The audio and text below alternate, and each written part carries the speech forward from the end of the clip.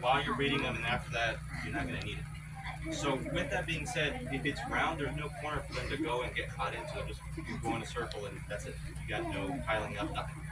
And you can just adjust your heat lamp to that. It's super simple. If you want like a super cheap way of doing it. Another thing he was saying, if you raise your birds with mealworms, you got to keep in mind that the mealworm looks really, really close to a quail finger. So if they're raising in the mealworm, they're going to look at the other quail's toe if they're hungry and start pecking at their toes. And the other bird's going to be like, well, what the heck is this? You know, and you're going to find a bird with the missing toe. So keep in mind, if you're going to give a mealworm, you want to crush them up a bit or just not do it at all, right? Of course, you want to give them protein, but keep that in mind. Or you could grind it, or sometimes you could do like a full cycle on manure and mealworms, depends where your insects are given. You could just give insects to the quail, and it also helps the quail in giving protein or what it needs for reproduction. So another thing, with keeping them in the cage, you're directly involved with all of their needs as far as nutrients, fats, and proteins. So you do want to cycle through the feed. When we were doing in the spring, and we were doing fodder for the ranch because we were like tired of paying the alfalfa. It's like $20 a bale. It's ridiculously expensive. We're like, you know what? Let's do fodder. Great way to make feed. So we just lined the tops of the cages with fodder. It was great for the females since they got the essential oils and nutrients that they needed. So it kept the eggs in good order. Their shells were still really strong, and it helped cut down on feed too. So you want to cycle different feeds. Sometimes you want to put a little more calcium in there. You want to put something in their water. The water's not necessarily necessary unless you want to. Aaron goes the entire time without doing anything to the water. So he said he found no ups or downs with it. So you didn't necessarily have to do with the water, but the feed, yes. The only thing you need water is just a ton of it. All right, especially in the cages. Yeah, and another thing, if like egg production, you want to take up all the spots. What you can do is put them in vinegar, just because they're calcium, they will be white. Or if you put them for too long, they'll be transparent. Yeah, that's if you want to eat them and Yeah. do experiments. He was basically trying to see, I don't want to make an egg white and put them in vinegar for a long, long time. Because there's some birds that do white eggs, for example, like bobwhite. They make none like medium size, but they're all gonna be white. But in other quails, they do like spots. Another thing, with these cages, I generally recommend keeping Coternics in there. Some people want to put bob whites, and for bob whites, everything's inverse. You want to have it divided because bob whites naturally brood with a female under each wing, and you do them in trios. If you do any more, the other females are going to start attacking the fourth one. So with bob whites or anything specific to that, you Bob want whites to are divide your done in cage. threes, And that's basically, I don't recommend bob whites in cages though, since they generally do better in a fight. and they're And that not goes cage with the rest of the animals. quails, such as the blue scale, the Gamble, Valley, the Montezumas, and the mountain quail. You do just better on the aviary.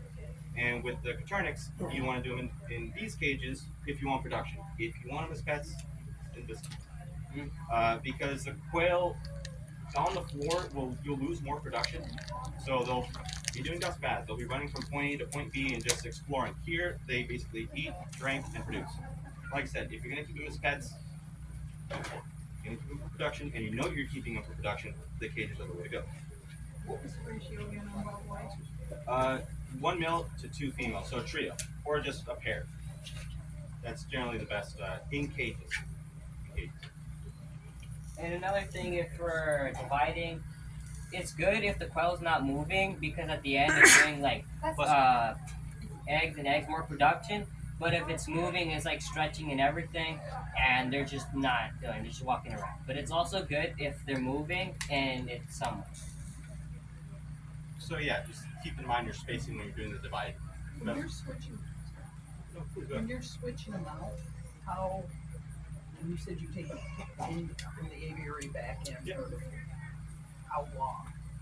Like I said, we usually do like a month, so it's like September, October-ish, just so they can molt out, clean their feathers, get everything back in order. Because when they're breeding, like I said, they do look kind of rough, because they just naturally take their feathers, or the males scratch their feathers off on the back. So they look a little rough, but you just put them back down to the ground, they'll cycle all their feathers, and then they'll look brand new. For the quail in these cages, they're going to produce a lot, and it's the first 2 years that you're going to generally want to keep them. After that, either pull them or pull them after the first year, because the first year they're going to produce as much as they can, or their maximum their entire lifespan. The second year kind of falls down like a 5%, and then after that it just goes down ridiculously, or exponentially would be the right word. So at that point you just want to take them out, cycle a new glove on it. So yeah, that's essentially what you want to do when you're breeding for the birds. And I also have a cage. I'm liking quail and all that. I have a prototype that is one whole cage. It's 5 feet, and it's like 8 and 10 in the middle. So at the end, all the quail eggs go, and then it goes into a tray, and the tray has a wire, and basically it's made of this wire base. All the whole cage. It has J feeders on the side with its lids, and I have the trough inside, and it's just like one small. These troughs is a 5 gallon bucket, and I always have it running, and it's predator proof. I like it, and just because instead of going all through here, it's just one thing, and it's big, and all goes here. So what I was trying to get at is if you make your own cage, you're going to want to make it as simple for you, but also keep in mind with the bird. You don't want to make it too easy for you and the birds are miserable, and vice versa. So with the cage that, the prototype cage we made for him, it's a 5 foot long cage. It's hung up. You can't hang up these cages. I'm not sure if you can hang up the rest, but for sure you can hang up our cages. And kind of do like a row of them, and all the eggs come out down to the center. So that's what we did for him. He doesn't want to take a lot of time. If you're going to design your own cage, make it as easy as possible for you. And we did the whole thing with this wire, and as far as it goes, it's pretty predator proof. We have squirrels and cats in there that basically don't do anything to them. With these, we generally recommend, like I said, a barn, but try to keep the vermin out because vermin go everywhere. If you do want to reduce vermin and you're using these and the GQF cages, you just hang them because the snake's gonna win. So Yeah, and another thing is that in my prototype, I only have 50 quail, and it's good enough for the whole thing because it's 5 feet long. And at the end, there's more production. And also, what I do is I put vinegar oil. Like I said, it's gonna help everything. Apple cider vinegar. And at the end, I put J feeders with restrictors, and the J feeders customized like this size, for example. And at the end, they're always eating. alright. So with also keeping your cage, you're gonna want to manage ventilation. You don't want to put a fan directly in front of these cages, and that's kind of why we designed these handle solids. So you can put the fan to the side, and it blows all the waste away or all the smell. Because the quail poop really, really smelly, and they basically can harm themselves if you keep the tray too long or